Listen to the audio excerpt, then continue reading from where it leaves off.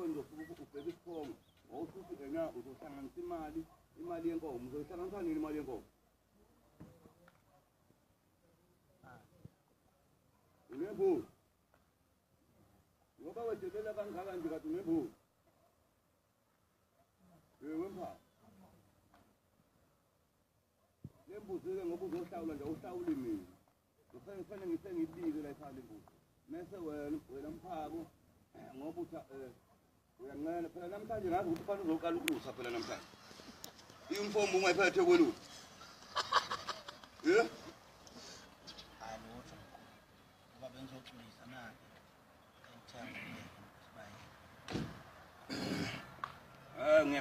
ngiyakuxolela ngoba lokhu akusikho kwami ngokuxolisela kulaba abekhaya abantu abadala abala ekhaya amahluko